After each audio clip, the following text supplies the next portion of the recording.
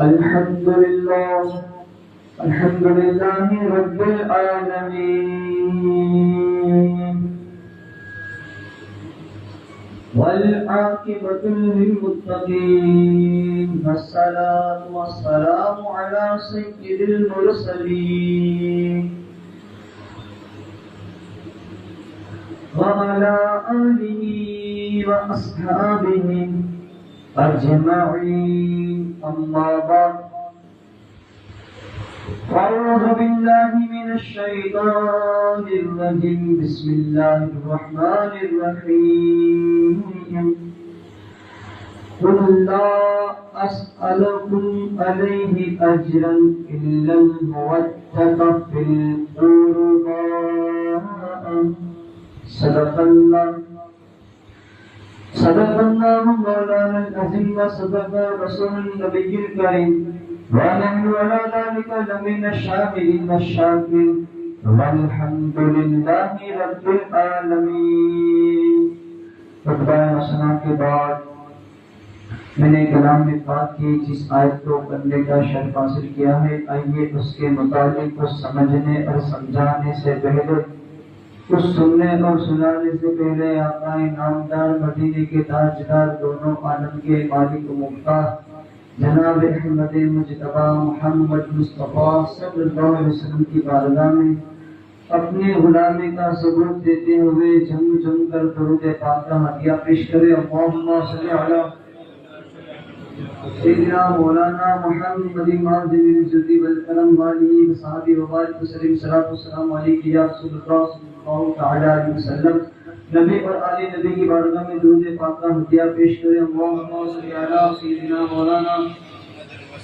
محمد معظم الجود والکرم والی وصحبہ وبارک وسلم. صلاۃ والسلام علیک یا رسول اللہ صلی اللہ تعالی علیہ وسلم. اللہ تعالیٰ کلام پاک کے اندر ارشاد فرماتا ہے قل لا اسألکم علیہ اجرا الا المودۃ فی القربى. یہ محبوب آپ فرما دیجئے کہ مجھے اس پر کوئی اجرت نہیں چاہیے سوائے قرابت کی محبت کے. اللہ تعالیٰ کلام پاک کے اندر ہمیں اہل بیت اعظام سے محبت کرنے کا حکم دیتا ہے. کون ہے اہل بیت؟ رسول پاک صلی اللہ علیہ وسلم کا خاندان ہے اہل بیت. اعلیٰ حضرت فرماتے ہیں کیا بات رضا اس چمنستان کرم کی زہرا ہے کلی جس میں حسین و حسن پھول. زہرا ہے کلی جس میں حسین و حسن پھول. امام حسن مجتبی رضی اللہ تعالی عنہ کہ آپ کی ولادت کریمہ 15 رمضان المبارک کو آپ کی ولادت ہوئی. اللہ کے رسول صلی اللہ تعالی علیہ وسلم کے پیاری شہزادی حضرت بی بی فاطمہ الزہرا رضی اللہ تعالی عنہا، آپ ان کے بڑے شہزادے ہیں حضرت امام حسن مجتبی رضی اللہ تعالی عنہ کہ ان کی ولادت 15 رمضان مبارک کو ہوئی. اور جب آپ کی ولادت ہوئی تو اللہ کے رسول صلی اللہ علیہ وسلم نے آپ کے سیدھے کان کے اندر اذان دی اور الٹے کان کے اندر تکبیر دی. اس لیے مسلمانوں کے یہاں جب بھی بچہ پیدا ہوتا ہے تو اس کے سیدھے کان کے اندر اذان دینے کا حکم ہے اور الٹے کان کے اندر تکبیر دینے کا حکم ہے. اور پھر اللہ کے رسول صلی اللہ علیہ وسلم نے آپ کو گدی دی. یعنی جب بچہ پیدا ہوتا ہے تو ہمارے یہاں بھی یہ مشہور ہے، یہ رواج ہے کہ کوئی اچھا عالم دین، کوئی پیر و مرشد یا کوئی سید کا جو ہے جھوٹن جو ہے ہم ان کے منہ کا جھوٹن جو ہے اپنے بچے کو جو ہے ہم کھلاتے ہیں اور اسی کو جو ہے گدی دینا کہا جاتا ہے. امام حسن مجتبی جو امام حسین کے بڑے بھائی ہے، امام حسن مجتبی آج دنیا امام حسین کو تو جانتی ہے بچہ بچہ محرم کے اندر یا حسین کے نعرے لگاتا ہے، لیکن جس حسین نے اپنے بڑے بھائی حسن کو پیر مانا ہے، آج دنیا اس سے جو ہے غافل ہے۔ آج دنیا جو ہے ان کو اتنا نہیں جانتی جتنی ان کی شان ہے۔ رسول پاک صلی اللہ علیہ وسلم کے بڑے نواز ہیں حضرت امام حسن مجتبی رضی اللہ تعالیٰ عنہ ہے۔ حضرت امام حسن مجتبی رضی اللہ تعالیٰ عنہ کی وہ شان کریمہ ہے کہ اگر آپ اپنی امی کی بارگاہ کے اندر یعنی خاتون جنت رضی اللہ تعالیٰ عنہ کی بارگاہ کے اندر عید کے دن عید کے موقع کے اوپر اگر حسن مجتبی سوال کرتے کہ کل عید ہے اور مجھے نیا کپڑا پہننا ہے، تو حسن کی وہ شان ہے کہ اللہ تعالیٰ حسن کے لیے دنیا سے نہیں بلکہ جنت سے عید کے جوڑے بھیجتے ہیں۔ یہ حسن مجتبی رضی اللہ تعالیٰ عنہ کی یہ شان ہے، اور اللہ کے رسول صلی اللہ علیہ وسلم فرماتے ہیں اگر کسی کو دنیا کے اندر میری خوشبو کو دیکھنا ہے تو میرے بڑے نواز ہے علی کے بڑے بیٹے فاطمہ کے لگتے جگر حسن مجتبی کو دیکھ لے۔ جس کو میری خوشبو کو دیکھنا ہے حسن کو دیکھ لے، میرا حسن کو دیکھنا رسول پاک کی خوشبو کو دیکھنے کے بعد۔ اور امام حسن مجتبی ہم شکل مصطفیٰ صلی اللہ علیہ وسلم بھی، آپ کی صورت رسول پاک صلی اللہ علیہ وسلم سے ملتی جلتی تھی، یہاں تک کہ بعض روایتوں میں یہ بھی آتا ہے کہ صورت بھی آپ کی رسول پاک سے ملتی جلتی تھی اور آواز بھی امام حسن کی رسول پاک سے ملتی جلتی تھی۔ یہ امام حسن مجتبی رضی اللہ تعالیٰ عنہ کی یہ شان ہے، اور کس شان کی یہ مالک ہے، کس شان کے آقا ہے کہ جب ماں خاتون جنت سلام اللہ علیہا کام کر کر تھک جاتی اور جھولا دیتے دیتے کبھی اگر ان کی آنکھ لگ جاتی تو میرے حسن مجتبی کی یہ شان ہے کہ ماں کی اگر آنکھ لگ جاتی اور امام حسن مجتبی پنگھوڑے کے اندر ہوتے تو جھولا دینے کے لیے رب کبھی کبھی فرشتوں کا نزول فرماتا۔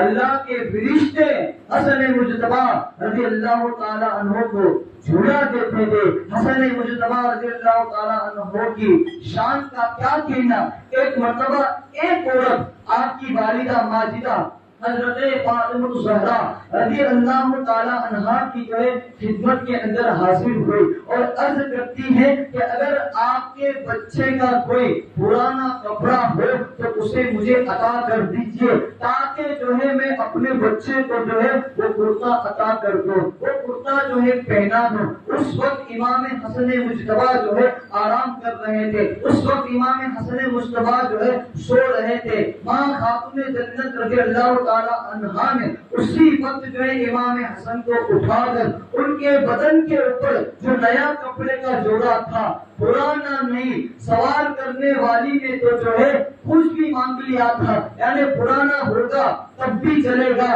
نیا ہوگا تب بھی چلے گا، اچھا ہوگا کرتا تب بھی چلے گا، پھٹا اور پرانا ہوگا تب بھی چلے گا، لیکن اہل بیت والوں کی یہ شان ہوتی ہے کہ وہ مانگنے والوں کو جو ہے مایوس نہیں کرتے ہیں، خود فاقے میں رہ کر اوروں کو کھلاتے ہیں، خود فاقے میں رہ کر اوروں کو کھلاتے ہیں۔ ایسے ہوتے ہیں محمد کے گھرانے والے، ایسے ہوتے ہیں محمد کے گھرانے والے، کیسے ہوتے ہیں محمد کے گھرانے والے۔ ایک دن امام حسین اور امام حسن رضی اللہ تعالیٰ عنہم جو ہے بیمار ہوئے، اللہ کے رسول صلی اللہ علیہ وسلم نے جو ہے حضرت علی اور ماں خاتون جنت رضی اللہ تعالیٰ عنہ سے ارشاد فرمایا کہ آپ جو ہے اپنے بچوں کے لیے جو ہے روزے کی منت رکھا کرو، روزے کی منت رکھو، اللہ تعالیٰ ان کو جو ہے شفائے کاملہ عاجلہ عطا کرے گا۔ منت جو ہے ایسی رکھنی چاہیے جس کی شریعت اجازت دے، منت ایسی رکھنی چاہیے جس کی شریعت ہمیں اجازت دے۔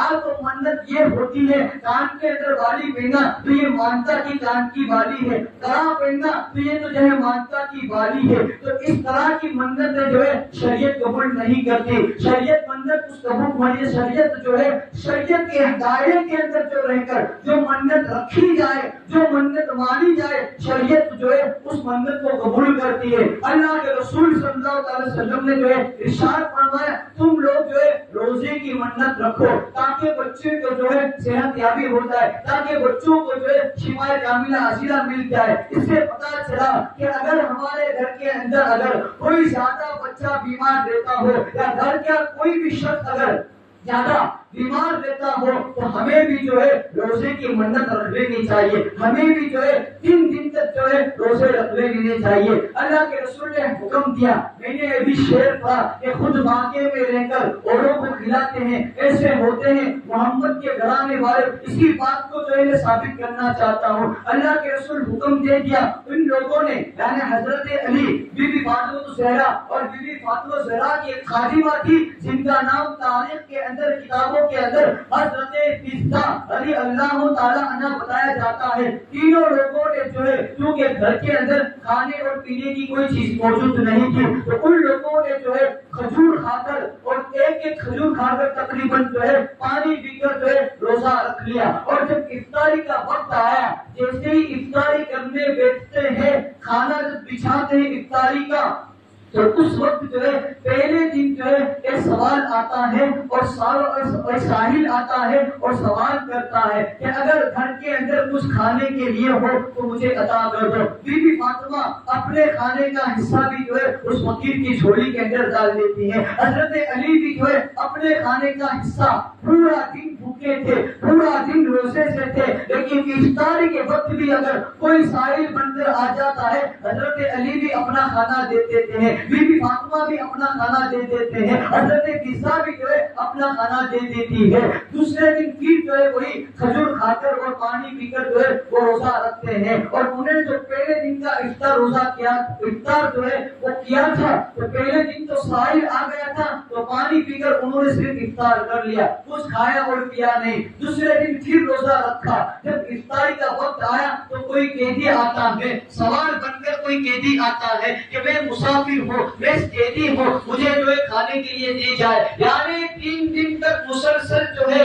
وہ روزے رکھتے ہیں اور تینوں دن تک جو ہے افطاری کے وقت کوئی نہ کوئی دربار، کوئی نہ کوئی جو ہے ان کے گھر کے دروازے کے اوپر جو ہے سوار کرنے کے لیے آ جاتا ہے، جھولی کو پھیلانے کے لیے آ جاتا ہے۔ اور یہ تینوں حضرات حضرت علی، بی بی فاطمہ الزہرا رضی اللہ تعالی عنہا اور ان کی خادمہ حضرت فضہ رضی اللہ تعالی عنہا جو ہے تینوں حضرات جو ہے تینوں دن تک جو ہے اپنے حصے کا کھانا اس آنے والے ساحل کو دے دیتے ہیں۔ اسی لیے تو شاعر ارشاد فرماتا ہے خود فاقے میں رہ کر اوروں کو کھلاتے ہیں، خود فاقے میں رہ کر اوروں کو کھلاتے ہیں، ایسے ہوتے ہیں محمد کے گھرانے۔ نعرہ تکبیر، نعرہ رسالت، نعرہ حیدری، نعرہ رسالت۔ خود واقعے میں رہ کر اوروں کو پلاتے ہیں، ایسے ہوتے ہیں محمد کے گھرانے والے۔ تو عرض کر رہا تھا کہ عورت آئی اور اس نے کرتے کا سوال کیا۔ ماں خاتون جنت رضی اللہ تعالی عنہا نے اپنے بیٹے امام حسن کے بدن کے اوپر جو نیا کرتا تھا اسے اتار کر اس آنے والی، اس سوال کرنے والی، اس مانگنے والی عورت کو دے دیا اور کہا کہ اس کرتے کو اپنے بچے کو پہنا دے، اس جھبے کو جو ہے اپنے بچے کو پہنا دے۔ وہ جھبا کسی دنیا کے انسان کا نہیں تھا، وہ کرتا کسی دنیا کے انسان کا نہیں تھا، بلکہ وہ کرتا مبارک جو ہے امام حسن مجتبی رضی اللہ تعالیٰ عنہ کا تھا۔ اور اس کرتے کی یہ شان تھی جیسے جیسے اس عورت کا بچہ بڑا ہوتا تھا کرتا بھی خود کا خود بڑا ہوتے جاتا تھا۔ یہ امام حسن مجتبی رضی اللہ تعالیٰ عنہ کی یہ شان کریمہ ہے۔ آپ کی کئی خوبیاں، کئی کمالات ہیں، بلکہ امام حسین جو چھوٹے بھائی تھے وہ امام حسن کا اتنا ادب کرتے تھے کہ اپنے بھائی کے آگے کبھی وہ چلا نہیں کرتے تھے، یعنی امام حسن کے آگے کبھی امام حسین نہیں چلتے تھے، جب بھی چلتے تھے تو ان کے پیچھے پیچھے چلتے تھے۔ یہ سجد ہو کر ہمیں ادب بتا رہے ہیں کہ ہمیں اپنے بڑوں کا ادب کیسے کرنا ہے، ہمیں اپنے بڑوں کا ادب کیسے کرنا ہے۔ ارے امام حسن مجتبی رضی اللہ تعالی عنہ کی وہ شان کریمہ ہے کہ اللہ کے رسول صلی اللہ علیہ وسلم نے جو ہے انہیں جنت کے دنیا کے اندر جو ہے جنتی نوجوانوں کا سردار فرمایا ہے۔ یعنی امام حسن مجتبی کوئی عام شخصیت نہیں ہے، بلکہ اللہ کے فضل و کرم سے اگر بننے کے بعد ہم لوگ جنت کے اندر گئے تو دنیا کے اندر جس طرح سے ایک گاؤں کا سرپنچ ہوتا ہے، دنیا کے اندر سے جس طرح سے ایک گاؤں کا پردھان منتری ہوتا ہے، دنیا کے اندر جس طرح سے ایک گاؤں کا پٹیل ہوتا ہے جو پوری سماج کو چلاتا ہے، جو پورے گاؤں کو چلاتا ہے، جو پورے دیش کو چلاتا ہے، اسی طرح یہ جو جنتی نوجوانوں کے سردار ہے یہ دنیا کے سردار نہیں، یہ دنیا چلانے والے نہیں ہے، بلکہ اللہ نے ان کو جنت کے اندر جنتی نوجوانوں کا سردار بنایا ہے اور جنت کے اندر یہ جنت چلا لیں گے۔ جنتی نوجوانوں کے سردار امام حسن مجتبی اور امام حسن مجتبی ہے۔ الحمدللہ ہم بھی جو ہے ان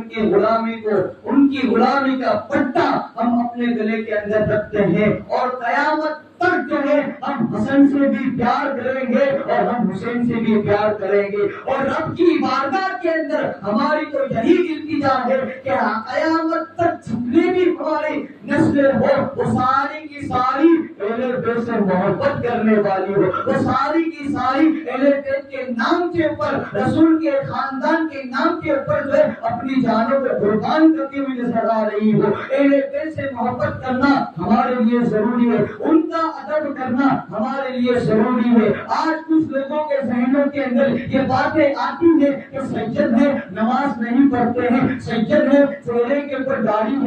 نہیں ہے، وہ سید ہے وہ نماز پڑھتے ہو یا نہ پڑھتے ہو، اس کا اعمال دیکھنے کا حکم تمہیں نہیں دیا گیا ہے، ان کی داڑھی ہے کہ نہیں ہے اس کا فیصلہ تمہیں نہیں کرنا ہے، تمہیں صرف یہ حکم دیا ہے قل لا اسألکم علیہ اجرا الا المودۃ، تمہیں صرف یہی حکم دیا ہے کہ ان کا ادب کرو، ان کی تعظیم کرو، ان سے پیار کرو، ان سے محبت کرو۔ ہمارا سید کیسا بھی ہو، سید جو ہے سنی ہو، سنی عقیدے کا ہو، سنی خیال کا ہو، تو ہر مسلمان کے لیے ضروری ہے کہ وہ سید سے پیار کرے، وہ سید سے احترام کرے، وہ سید کا ادب کرے، کیونکہ کبھی کبھی سید کا ادب کرنا انسان کو ولایت کے مقام تک پہنچا دیتا ہے، کبھی کبھی سید کی تعظیم کرنے سے انسان کو جو ہے دیدار رسول ہو جاتا ہے، کبھی کبھی سید کی تعظیم کرنے کی برکت سے کبھی کبھی کافر کو اللہ تعالیٰ اسلام کی دولت سے نواز دیتا ہے۔ سمرقند کی ایک سیدزادی تھی جو بیوہ عورت تھی اور ان کے چھوٹے چھوٹے بچے تھے، بیوہ عورت تھی، شوہر کا انتقال ہو چکا تھا، سید کے ادب کرنے کا کیا فائدہ ہے، سید کی تعظیم کرنے کا کیا فائدہ ہے، سید کے ادب کرنے سے کون سی برکتیں ملتی ہے، رب کی طرف سے کون سی رحمتیں ملتی ہے، یہ آج میں آپ کو بتانا چاہتا ہوں۔ سمرقند کی ایک سیدزادی تھی جو بیوہ تھے، یعنی ان کے شوہر کا انتقال ہو چکا تھا، ان کے چھوٹے چھوٹے بچے تھے،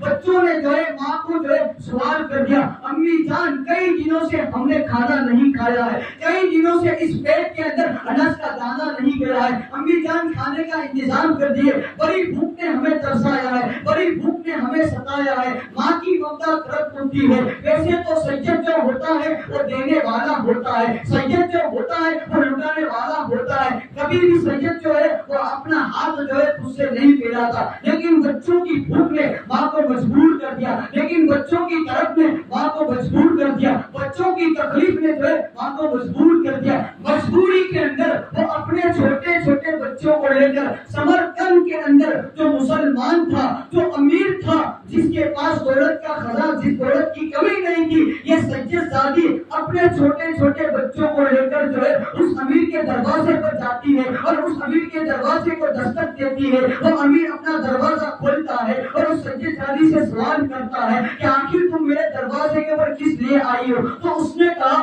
کہ میں سید زادی ہوں، تیری نبی کی اولاد ہوں، جس نبی کا تو کلمہ پڑھتا ہے، جس نبی کو تو مانتا ہے، جس نبی کے اوپر تو درود و سلام کا ہدیہ پیش کرتا ہے، اسی نبی کے خاندان کا ایک چراغ ہوں، اسی نبی کے باغ کا ایک پھول ہوں، اسی نبی کے چمنستان کا ایک پھول ہوں، اور میرے بچے بھوکے ہیں، میرے بچے پیاسے ہیں، میرے شوہر کا انتقال ہو چکا ہے، میرا گھر چلانے والا کوئی نہیں ہے، میرے گھر کا خرچہ اٹھانے والا کوئی نہیں ہے، میرے بچوں نے کئی دنوں سے کھانا نہیں کھایا ہے، میرے بچوں نے کئی دنوں سے جو ہے پانی نہیں پیا ہے، اگر تیرے گھر کے اندر کوئی کھانے اور پینے کی چیز ہو تو تو جو ہے میرے بچوں کو عطا کر دے، تاکہ میرے بچے کھانا کھا لے، تاکہ میرے بچوں کا پیٹ بھر جائے۔ وہ امیر زادہ جسے دولت کا نشہ تھا، جسے دولت کا گھمنڈ تھا، اللہ ہمیں دولت بھی دے تو عثمان غنی جیسی دولت عطا کرے، اللہ ہمیں دولت بھی دے تو ابو بکر صدیق جیسی دولت عطا کرے، اللہ ہمیں دولت بھی دے تو مولا کائنات جیسی دولت عطا کرے۔ وہ دولت نہ دے جو کبھی ہمیں قارون بنا کر رکھ دے، وہ دولت نہ دے جو کبھی ہمیں فرعون بنا کر رکھ دے، وہ دولت نہ دے جو کبھی ہمیں نمرود بنا کر رکھ دے، وہ دولت اللہ کبھی نہ دے ہماری نسلوں کو جو ہمیں ابو جہل بنا کر رکھ دے۔ اگر اللہ دولت دینا چاہے تو غوث پاک جیسی دے، غریب نواز جیسی ہو۔ اگر اللہ دولت ہی دے تو غریب نواز جیسی دولت دے، غوث پاک جیسی دولت دے۔ غریب نواز پورا دن جو ہے وہ محنت کرتے، باغ کی رکھوالی کرتے، اور شام کو جو بھی نفع ہوتا ایک نفع اپنے لیے رکھتے تو دوسرا نفع جو ہے اللہ کی راہ کے اندر قربان کر دیتے تھے۔ وہ امیر زادہ جس کے در پر سید زادی نے سوال کیا، اپنے بھوکے بچوں کے لیے، اپنے پیاسے بچوں کے لیے ہونا یہ چاہیے تھا کہ وہ اس کو جو ہے اس عورت کے اوپر دے دینا چاہیے، اس عورت کے ہاتھ میں یا کچھ کھانے اور پینے کی چیز دینا چاہیے، لیکن دولت کا نشہ تھا، امیری کا نشہ تھا۔ آج بھی اس دنیا کے اندر، اس معاشرے کے اندر کئی ایسے لوگ ہیں جو دولت کے نشے کے اندر غریبوں کو جو ہے حقارت کی نظر سے دیکھتے ہیں، غریبوں کو جو ہے ذلت کی نظر سے دیکھتے ہیں۔ آج بھی اس دنیا کے اندر کئی ایسے امیر ذاتیں ہیں جو غریب کو جو ہے کچرا سمجھتے ہیں، جو غریب کو کچھ بھی نہیں سمجھتے، لیکن ان کو پتا نہیں ہے یہ جو غریب ہے، غریب اس دنیا کے اندر جو غریب ہے میرے رسول کا امتی ہے، ان امیروں کو پتا نہیں۔ اگر آپ غریب ہو تو اپنی قسمت پر ناز کرو اور خوش ہو جاؤ، کیونکہ مرنے کے بعد غریب جو ہے جنت میں امیر سے 500 سال پہلے جائے۔ جنت کے اندر امیر، جنت کے اندر غریب جو ہے وہ امیر سے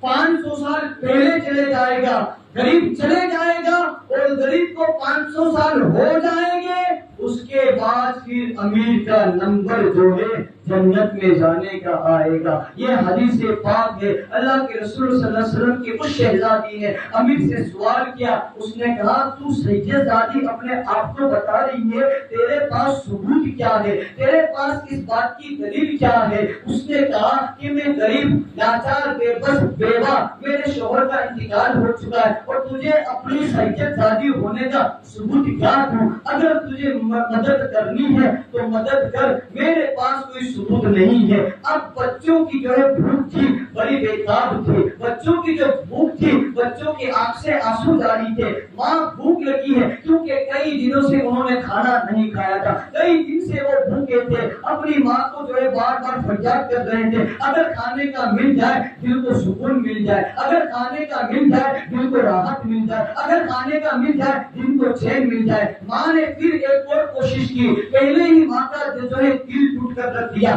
یاد رکھیے، آپ اگر کسی بھی مسلمان کا دل توڑتے ہیں تو دل توڑنے سے صرف مسلمان نہیں ناراض ہوتا بلکہ اللہ اور اس کے رسول بھی ناراض ہوتے ہیں۔ اگر آپ نے کسی مسلمان کو کسی بھی طرح سے تکلیف دی ہے، اس کو ستایا ہے، اس کو تکلیف دی ہے، اس کو نقصان پہنچایا، اس کی پیٹھ پیچھے آپ نے غیبت کی ہے یا پیٹھ پیچھے اس کی برائی کی ہے، حالانکہ وہ چیزیں اس کے اندر نہیں تھی، لیکن پھر بھی آپ اپنی دشمنی کی وجہ سے، پھر بھی آپ حسد کی بنا پر، پھر بھی آپ جلن کی بنا پر اگر ایک مسلمان کی برائی کر رہے ہیں، اگر ایک مسلمان کی غیبت کر رہے ہیں، تو حدیثوں کے اندر آتا ہے اگر کسی نے کسی مسلمان کی غیبت کی تو غیبت کرنے والا ایسا ہے دنیا کے اندر گویا اس نے اپنی ماں کے ساتھ 36 مرتبہ زنا کیا ایسا ہے۔ تو اس لیے کسی بھی مسلمان کی غیبت نہ کی جائے، یہ تو دنیا کی سزا ہے۔ آخرت کے اندر غیبت کرنے والے کو چاہے بھی کسی کی بھی غیبت ہو، وہ چیز اس کے اندر ہے نہیں، اور آپ دنیا کے اندر مشہور کر رہے ہیں، دنیا کے اندر اسے بدنام کر رہے ہیں، کبھی روڈوں پر لکھ کر، کبھی جو ہے دیواروں پر لکھ کر، کبھی جو ہے واٹس ایپ پر میسج کر کر، کبھی فیس بک کے اوپر شیئر کر کر اگر آپ کسی کے دل کو ستا رہے ہیں، اگر آپ مومن کو دکھ دے رہے ہیں، تو گویا یہ آپ کا دکھ دینا مومن کا نہیں ہے، بلکہ آپ رسول پاک کے دل کو دکھا رہے ہیں، آپ اللہ کے رسول کو ستا رہے ہیں، اور قیامت میں غیبت کرنے والے کو جو ہے اس کی ماں کا گوشت، کچا گوشت کھانے کا جو ہے حکم دیا جائے گا۔ اور ایک روایت یہ بھی ملتی ہے کہ جس کی اس نے غیبت کی ہے، اللہ اس بندے کو حکم دے گا کہ اس بندے کا کچا تو گوشت کھا، اگر غیبت کرتے ہو کوئی بھی تو اس سے توبہ کر لو۔ اللہ توبہ کرنے والے کو اپنی بارگاہ کے اندر قبول کرتا ہے، اللہ توبہ کرنے والے کو جو ہے اپنی بارگاہ کے اندر پسند فرماتا ہے۔ اور اگر آپ نے کسی کا دل دکھایا، آپ نے کسی کا حق مارا اور اس کا حق ادا کیے بغیر، اس سے معافی مانگے بغیر اگر آپ حج کرنے بھی گئے، آپ کی حج قبول نہیں ہوگی، آپ کی حج قبول نہیں ہوگی۔ اگر اپنی حجوں کو قبول کروانا ہے، اپنے عمروں کو قبول کروانا ہے، تو جس کا بھی دل دکھایا ہے، جس کو بھی آپ نے رلایا ہے، جس کو بھی آپ نے ستایا ہے، اس دربار میں جانے سے پہلے جو ہے اس بندے سے معافی مانگنی ہوگی۔ جب تک یہ بندہ معاف نہیں کرے گا تب تک پروردگار بھی معاف نہیں کرے گا، کیونکہ بندوں کے حقوق ہے، حقوق العباد بھی کوئی چیز ہوتی ہے، تو ہمیں بندوں کے جو حقوق ہے اسے ادا کرنے ہیں۔ تو کہنا یہ چاہتا تھا کہ اس نے سید زادی کا دل دکھایا، اس نے اللہ کے رسول کی شہزادی کا دل دکھایا، دل تو دکھ چکا تھا، دل تو ٹوٹ چکا تھا، لیکن بچوں کی بھوک نے ماں کو پھر مجبور کیا، بچوں کی آنسو نے جو ہے ماں کو پھر مجبور کیا۔ ماں پھر ایک مرتبہ اور ہمت کر کر اب جو کسی دروازے پر جاتی ہے تو مسلمان کا دروازہ نہیں تھا، کیونکہ اسے پتا چل گیا مسلمان تو سید ہونے کا ثبوت مانگ رہا ہے، مسلمان تو دینے کی بجائے جو ہے مجھے ذلیل کر رہا ہے۔ آتش پرست کے دروازے کے اوپر وہ سید زادی جو ہے دستک دیتی ہے، اس کے دروازے کو کھٹکھٹاتی ہے، اور دروازہ سید زادی کے دروازے کھٹکھٹانے سے وہ آتش پرست جو مسلمان نہیں تھا، جو نبی کا کلمہ پڑھنے والی نہیں تھا، بلکہ آگ کا پجاری تھا، آگ کا پوجا کرنے والا تھا، اس نے دروازہ کھولا تو اس نے کیا دیکھا کہ اس کے دروازے کے باہر ایک بیوہ عورت کھڑی ہے، پردے کی حالت کے اندر ایک عورت کھڑی ہے، اپنے آپ کو پردے کے اندر چھپایا ہے، اور اس کے ساتھ چھوٹے چھوٹے بچے ہیں جن کی آنکھوں سے آنسو جاری ہے۔ اس عورت نے کہا میں مسلمانوں کے نبیوں کے، مسلمانوں کے جو نبی ہے ان کی میں شہزادی ہوں، اگر تیرے گھر کے اندر کوئی کھانے کی چیز ہے، اگر تیرے گھر کے اندر کوئی پینے کی چیز ہے تو وہ کھانے اور پینے کی چیز میں اپنی ذات کے لیے نہیں مانگ رہی ہوں، میں اپنے لیے نہیں مانگ رہی ہوں، بلکہ کئی دنوں سے میرے بچوں نے کھانا نہیں کھایا ہے، کئی دن سے میرے بچے بھوکے اور پیاسے ہیں۔ اے آتش پرست، اے آگ کے پوجا کرنے والے، تجھے اگر تیرے گھر کے اندر کوئی چیز ہو تو میرے بچوں کو ادا کر، میرے بچوں کو عطا کر دے۔ اس آگ کے پجاری نے جب یہ سنا کہ یہ نبی کے گھرانے کی ہے، یہ سید زادی ہے، یہ کوئی عام عورت نہیں ہے بلکہ نبی کے گھرانے کی ہے، تو اس آتش پرست نے جو آگ کا پجاری تھا اس نے اپنی بیوی کو بلایا اور اس سے کہا کہ آج ہمارے گھر کے اوپر نبی کی بیٹی مہمان بن کر آئی ہے، آج ہمارے گھر کے اوپر رحمت خدا برس رہی ہے،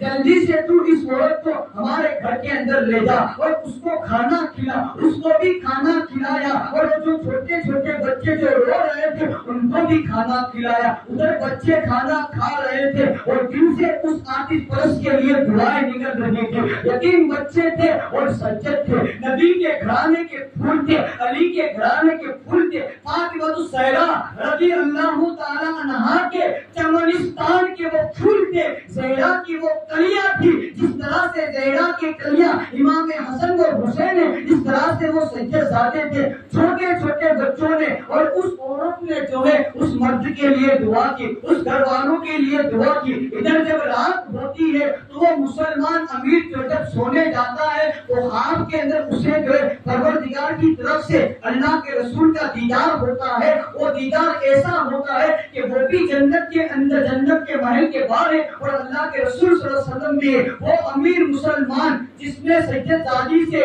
سید ہونے کا ثبوت مانگا تھا، وہ امیر مسلمان خواب کے اندر کیا دیکھتا ہے کہ ایک اچھا خاصا جنتی محل جو ہے جنت کے اندر بنا ہوا ہے، اور حضور بھی کھڑے ہوئے ہیں، اور حضور بھی جلوہ افروز ہے، اور حضور بھی جو ہے جلوہ افروز ہے۔ اس مسلمان نے جو نام کا مسلمان تھا، اس نے اس محل کو دیکھ کر، خوبصورت گھر کو دیکھ کر، کیونکہ جنت ایسی جنت ہے جس کو ہم تصور کے اندر نہیں لا سکتے۔ جنت رب کی ایسی ہے کہ اگر آج میں مدینہ بولوں گا تو آپ کو گنبد خضرا آپ کے ذہن کے اندر آ جائے گا۔ آج اگر میں مکہ شریف بولوں گا، آج اگر میں کعبہ شریف بولوں گا تو خانہ کعبہ آپ کے ذہن کے اندر آ جائے گا۔ آج اگر میں غوث پاک بولوں گا تو غوث پاک کا گنبد آپ کے ذہن کے اندر آ جائے گا۔ آج اگر میں غریب نواز بولوں گا تو غریب نواز کا سونے کا قرض والا گنبد آپ کے ذہن کے اندر آئے گا۔ آج اگر میں کیبن صاحب بابا بولوں گا تو آپ کے ذہن کے اندر سیدی سرکار کیبن صاحب بابا کا روزہ آپ کی آنکھوں کے اندر آ جائے گا، تصور کے اندر آ جائے گا۔ یعنی میں بولوں گا اور آپ کے ذہن کے اندر آٹومیٹک وہ چیزیں جو ہے آپ کے ذہن کے اندر آتی جائے گی۔ لیکن جنت رب کی ایسی نعمت ہے کہ بولنے سے بھی انسان اس کا تصور جو ہے اپنے دماغ کے اندر نہیں لا سکتا۔ ایسی خوبصورت جگہ کا نام جنت ہے، ایسی خوبصورت جگہ کا نام جنت ہے۔ اس نے اس محل کو دیکھا کہ بڑا عجیب محل ہے، بڑا خوبصورت محل ہے، بڑا پیارا محل ہے۔ اس کی تو اینٹیں بھی سونے کی ہے، اس کی تو اینٹیں بھی چاندی کی ہے، اس میں تو زیورات لگے ہوئے ہیں، اس میں تو ہیرے لگے ہوئے ہیں، اس میں تو موتی لگے ہوئے ہیں، اس میں تو دودھ کا دریا جاری ہے، اس میں تو شہد کا دریا جاری ہے۔ یہ خوبصورت منظر کو دیکھ کر وہ مسلمان خواب کے اندر اللہ کے رسول کی بارگاہ کے اندر عرض کرتا ہے، یا رسول اللہ صلی اللہ تعالیٰ علیہ وسلم، یہ جنتی محل کس کا ہے؟ اللہ کے رسول ارشاد فرماتے ہیں، جو ایمان لائے ہیں اور جنہوں نے اچھے کام کیے ہیں اور جنہوں نے اللہ اس کے رسول کی فرما برداری کی ہے، یہ جنت اس مسلمانوں کے لیے ہے، یہ محل اس مسلمانوں کے لیے ہے۔ کہا میں بھی مسلمان ہوں، میں بھی اس محل کے اندر جانا چاہتا ہوں۔ اللہ کے رسول صلی اللہ علیہ وسلم نے فرمایا، تو مسلمان ہے، اس بات کا کیا ثبوت ہے تیرے پاس؟ کیونکہ جب میری بیٹی تیرے پاس آئی تھی، جب میری شہزادی تیرے پاس آئی تھی تو تو نے اسے سید ہونے کا ثبوت مانگا ہے۔ اب تو بھی اگر مسلمان ہے تو مسلمان ہونے کا ثبوت دے۔ اگر اسے خواب کے اندر دھتکار دیا جاتا ہے، رسول پاک اس سے ناراض ہوتے ہیں، اس خواب کو دیکھ کر وہ بیدار ہو جاتا ہے اور زاروں قدر رونے لگتا ہے، اور جیسی ہی صبح ہوتی ہے اس مسلمان عورت کو، اس سید زادی کو، اس نبی کی شہزادی کو جو تلاش کرنے لگتا ہے۔ تلاش کرتے کرتے لوگ اسے بتاتے ہیں کہ وہ تو مجوسی کے گھر کے اندر ہے، وہ تو آتش پرست کے گھر کے اندر ہے، وہ تو آگ کے پجاری کے گھر کے اندر ہے۔ وہ مسلمان جو نام کا مسلمان تھا، جس نے ثبوت مانگا تھا، جس نے سید کا احترام نہیں کیا تھا، جس نے سید کی تعظیم نہیں کی تھی، وہ مجوسی کے گھر پر آتا ہے، وہ آتش پرست کے گھر پر آتا ہے اور اس سے کہتا ہے، تجھے جتنی بھی دولت چاہیے وہ اتنی دولت میری لے لے، لیکن تیرے گھر کے اندر جو مہمان ہے اسے میں اپنے گھر کا مہمان بنانا چاہتا ہوں، تو میرے ان کو حوالے کر دے، میں ان کا اکرام کروں گا، میں ان کی تعظیم کروں گا۔ اس مجوسی نے کہا، ارے جس نبی نے تجھے خواب کے اندر دھتکار دیا ہے، اسی نبی نے خواب کے اندر سید کا ادب کرنے کی وجہ سے، سیدوں کا اکرام کرنے کی وجہ سے، اسی نبی نے خواب کے اندر آ کر مجھے اپنا دیدار بھی کرایا ہے، اور سید کا اکرام کرنے کی وجہ سے اللہ کے رسول نے کلمہ پڑھ کر مجھے مسلمان بنایا۔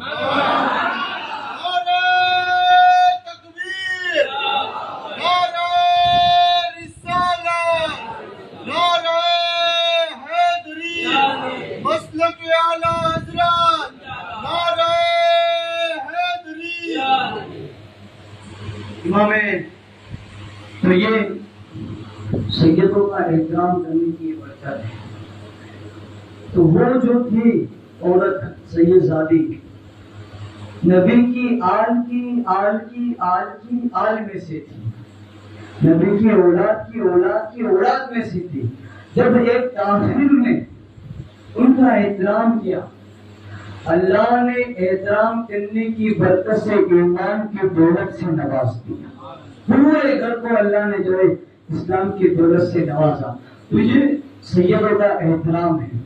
بات جو ہے وہ آگے چلی گئی، بات امام حسن مصطفیٰ کی ہو رہی تھی۔ امام حسن مصطفیٰ جن کا 15 رمضان کو جو ہے آپ کی ولادت ہوتی ہے اور 28 صفر کو آپ کی شہادت ہوتی ہے۔ امام حسن مصطفیٰ کی جتنی بھی تعریف کی جائے اتنی کم ہے۔ ایک دن کچھ لوگ جو ہے ایک مجرم کو لے کر حضرت علی کی بارگاہ کے اندر آئے اور سپاہیوں نے عرض کی، یا علی، اس نے جو ہے ایک آدمی کا قتل کر دیا۔ حضرت علی اس سے پوچھتے ہیں، کیا تو نے آدمی کا قتل کیا ہے؟ اس آدمی کے ہاتھ میں چھری بھی تھی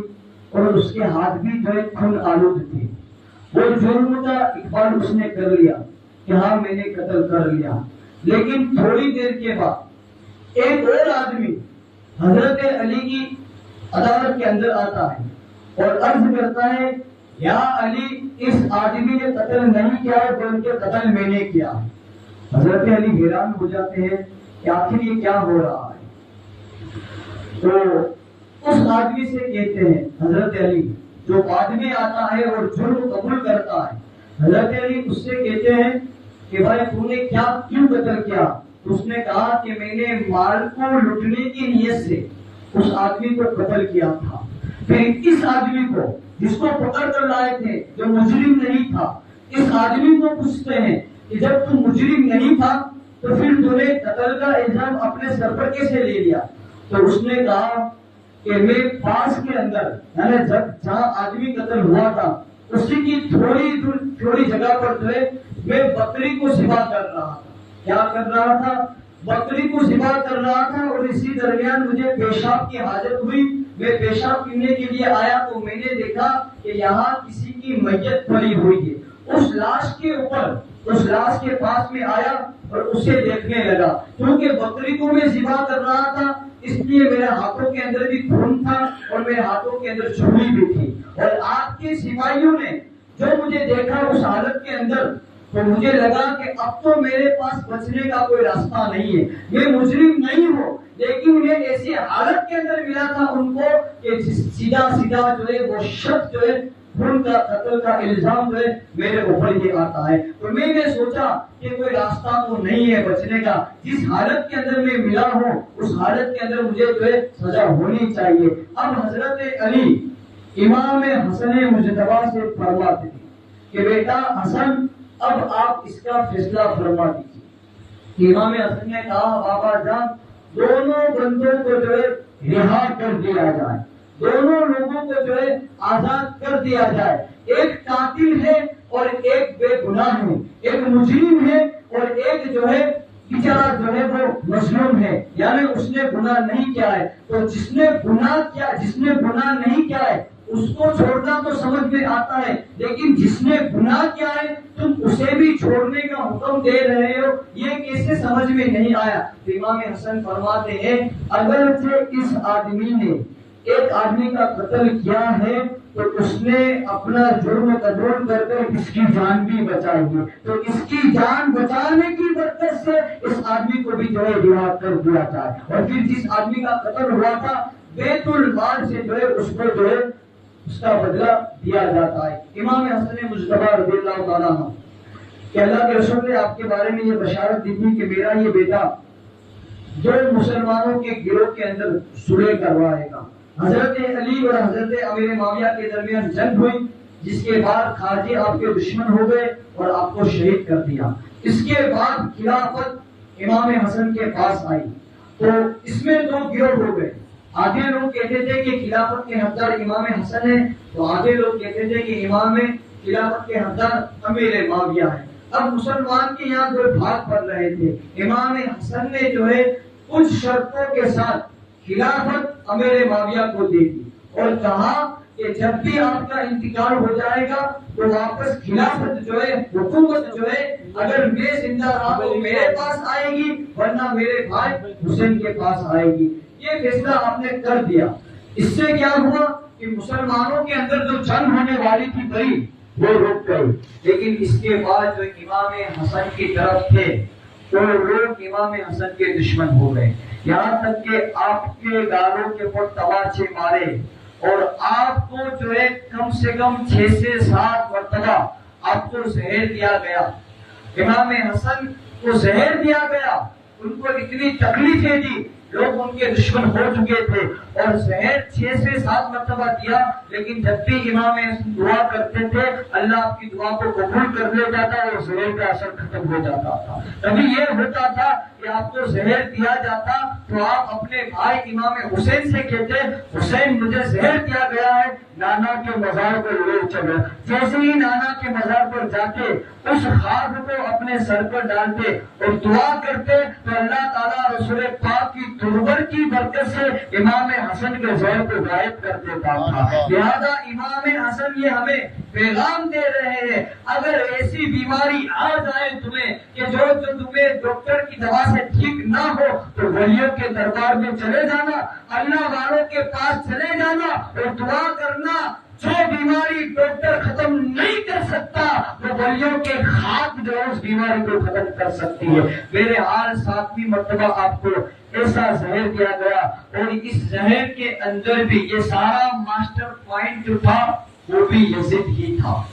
زہر دینے کے اندر جتنی بھی مرتبہ آپ کو زہر دیا ہے وہ یزید تھا۔ یزید کا مقصد کیا تھا آپ کو زہر دینے کی؟ آخر اس کی وجہ کیا تھی؟ وجہ یہ تھی کہ امام حسن نے امیر معاویہ کو خلافت دے دی اور شرط رکھی تھی کہ آپ کے انتقال کے بعد خلافت جو ہے آپ کے بیٹے کے پاس نہیں جائے گی، واپس ہمارے پاس آئے گی۔ تو یزید نے سوچا اگر امام حسن ہی نہیں رہیں گے، ان کا انتقال ہو جائے گا تو خلافت جو ہے وہ ہمارے پاس ہی رہے گی۔ اس لیے یہ یزید ساری پلاننگ کرتا تھا، اور امام حسن مجتبی کو اس نے کئی مرتبہ زہر دیا۔ آخری مرتبہ اس نے ہیروں کو پیس کر، ہیرے جو آتے ہیں اس کے اندر پیس کر ایک عورت کے ذریعے جو ہے وہ زہر جو آپ پانی پیتے تھے اس کی سرائی کے اندر وہ زہر ڈال دیا۔ پھر جب آپ رات کو اٹھے امام حسن مجتبی اور آپ نے پانی پیا امام حسن مجتبی نے، تو وہ زہر اتنا خطرناک تھا کہ زہر جیسے ہی پانی اندر گیا آپ کو خون کی الٹیاں ہونا شروع ہو گئی۔